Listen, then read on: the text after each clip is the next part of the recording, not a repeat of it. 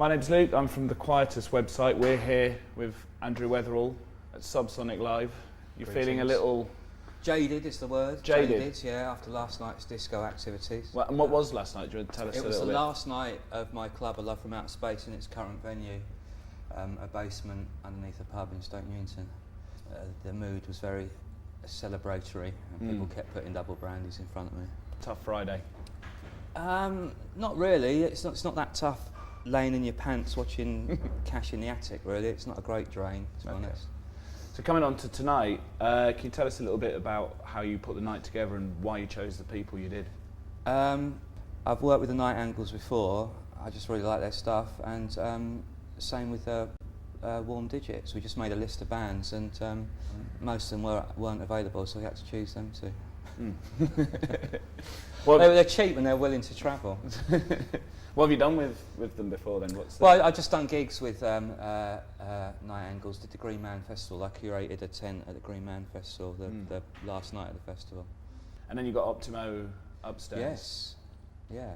My experience seeing Optimo sets and kind of the way they approach music, maybe the way you do, is there sort of a kinship you feel with what? Yeah, I think slapdash is the word I'm looking for.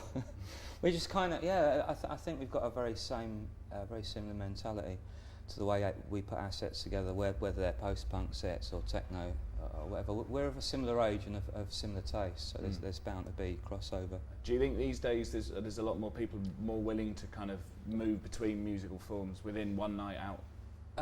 Not really. People still kind of, or the vast majority of people still kind of want to know what they're going to hear down to certain records, you know, which is okay, because that was, you know, when I started 25 years ago, when records were rare, you didn't have so many releases and they were harder to get.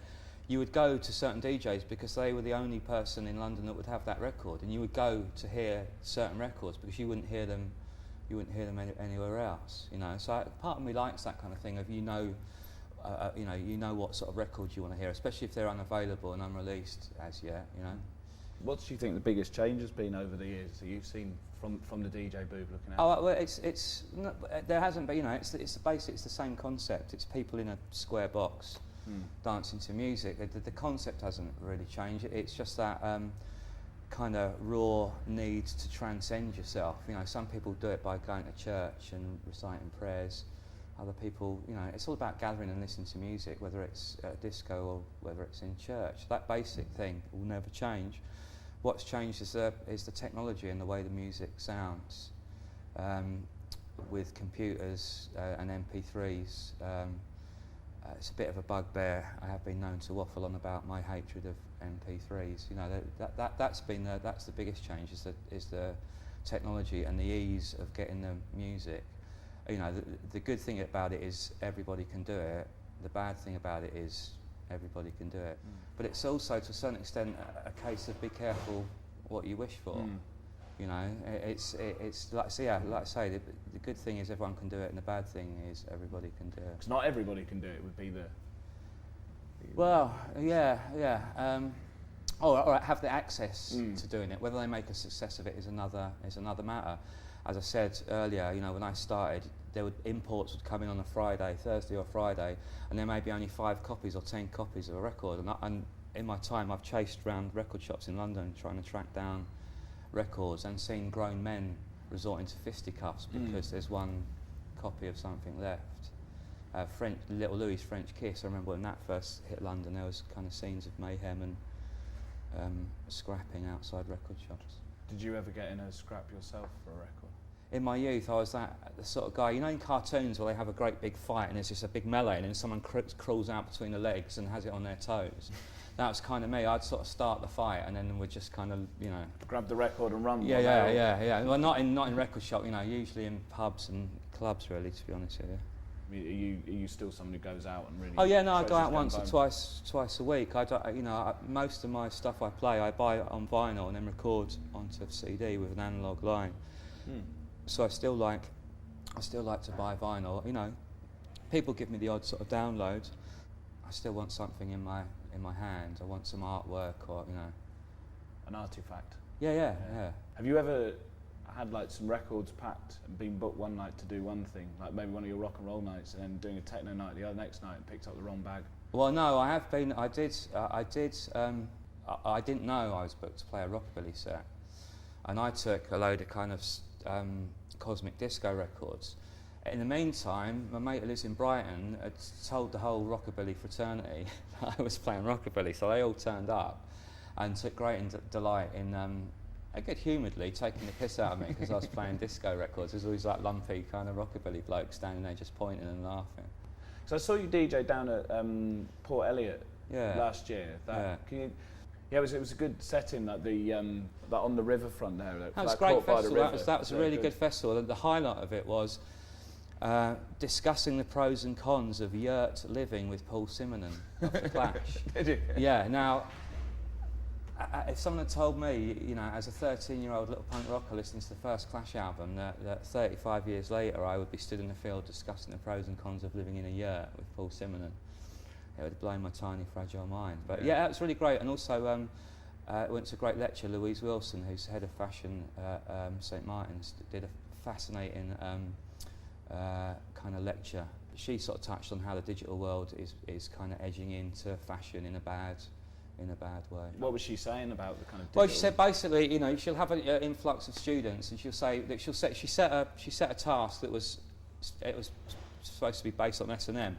So all they've done is they've gone to Wikipedia or something, Googled S&M, and instead of like Tom of Finland and Night Porter and things like that, they're coming up with badly pixelated copies of Britney Spears in a pair of rubber knickers. You know what I mean? They're totally like, they've just gone straight to the kind of watered down version without any research. They show me these horrible pixelated pictures. She said basically fashion has become too fashionable. Again, everyone wants to do it. It's been democratized, you know what I mean? Which is a good thing, but it's also a bad thing. Same as happened with music. Everything, art in general, you know, literature, you can publish, you know, you can put your own books online, you know, you can write a blog, you can be a music journalist, you can be a music critic or a film critic, you know, and yeah, it's a double-edged sword. It's a really good thing that it's democratised, but otherwise you end up with lots of fashion well, students. Mark E. Smith advocates a series of kind of Soviet-style panels that people you have to go before to play. I've heard that. Your art, which is like, I've heard him say that before. I think it's actually in music would be, you know, with him in charge, I think was his view. So it's not really a panel, is it? It's just Mark Smith sort of. Yeah, well, yeah. He says panel, but it'd just be him going, no, fuck off. So think about what you got on tonight. How would you describe what you put on this evening? Well, I suppose it's a kind of workwear kind of thing with Edwardian road mender, probably. It's the best I can come up with. With a hint of Augustus John. Where did you get it? Through the look. Where'd you get the waistcoat from? Oh, it's Filson. It's an American hunting company. It's like a felt waistcoat. I'm kind of. I just like that look, that kind of Edwardian English post-impressionist. I'm a big fan of Augustus John. Not just his frocks, you know. It runs a bit deeper than that. He was a good painter as well. He was not just my style icon. I was in the National Portrait Gallery recently, and I was wearing a sort of Edwardian three-piece tweed suit, and I walked around the corner.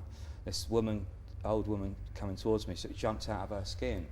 I was like, it's all right, Matt, you know, I'm not as horrible as I look. She went, no. She said, I thought it was the ghost of George V. God bless you, madam. That was the look I was going for. Have you sort of smartened up as you've got older?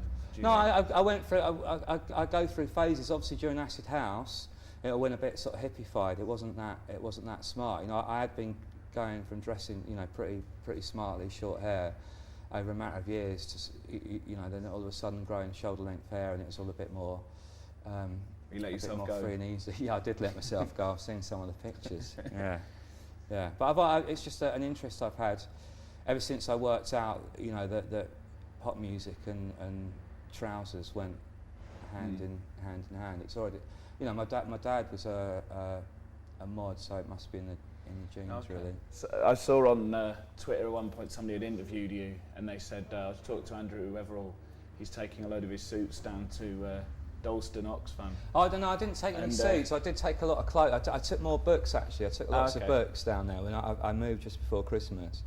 and yeah, I've got so many books. I just had to be a little bit ruthless. I may have given away some rare bits and pieces. There's a few items of clothes, but a lot of the stuff, I've got a couple of bags put aside. I've got some really classic sort of vintage 40s and 50s stuff that I might have to sell. As much as I'd like to give it to charity, you know. Do you think that sometimes that sort of retro culture, probably music and fashion, it can be a bit weird, that sort of wanting to exist, particularly some of the stuff when people harking back to 40s music and 40s clothes, and it's kind of almost like they wish they were in the 40s, which seems like quite you can't. Yeah, some time. people that are into that scene do wish they were they were back in the 40s. Other people just like the aesthetics of it. You know, it's you know, I like the aesthetics. You know, I like that kind of Edwardian aesthetic, but you know, I wouldn't. You know, I'm not craving for a. You don't want to go and fix the road. The return of rickets and women throwing themselves under horses to get the vote. Rock breaking. Yeah. No, I don't look back at rose-tinted glasses. I'm fascinated by it. I'm fascinated by that era, but you know, I don't wish that we were living like that. You know, I just like the aesthetic, and I kind of adapt it into my life. It's sort of ideas of Englishness as well. I read an interview with you when you were talking about the idea of heroic failures, and I remember when I was a kid, that book, you used to be able to get the book of heroic failures, was like my favourite book for a long time. Yeah, I mean, it's a kind of it's a very kind of Edwardian thing, that gentleman amateur thing, but it's also the kind of, it was Malcolm McLaren's kind of strapline, wasn't it? Always go for the heroic failure. You know, I don't know. It's all well and good if you're watching from outside. If you are that heroic failure, it's not so good. It's living vicariously, isn't it, through other people's people's failure. But yeah, like I say, not so good if you are that heroic failure. If you're that leader of the polar expedition and you're running out of biscuits and one of your toes has fallen off. You know what I mean? I think something I've seen you quoted on quite a lot of times is the idea of having a sense of humour with everything that you do. Is that?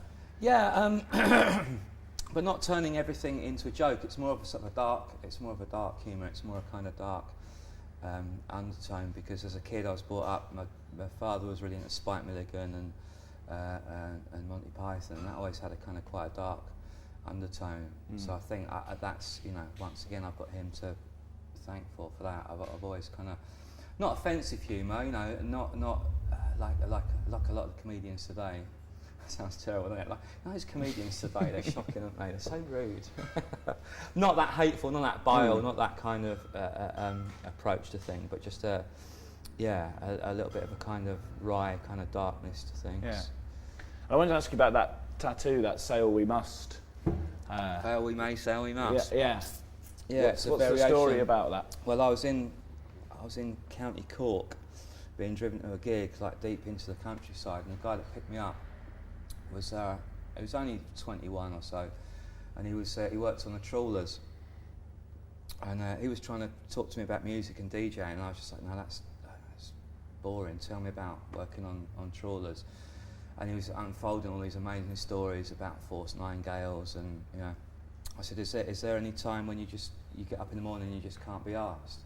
And he said, yeah, all the time, but fail we may, sail we must. I was like, what? And there's a version, there's a sea shanty called Grumble we may, go we must. It's just an old fisherman saying, because, you know, if you didn't go at sea, you wouldn't feed your family. You had to go however you felt or whatever the weather was doing. So I thought I'd, you know, like this afternoon when I got up, I thought, I can't be asked to do this gig tonight. Just sort of go like that and remember that I spent hundreds of pounds and went through hours of pain to have that there. up my arse. And just pull your finger out and get on with it. What have you got planned coming up?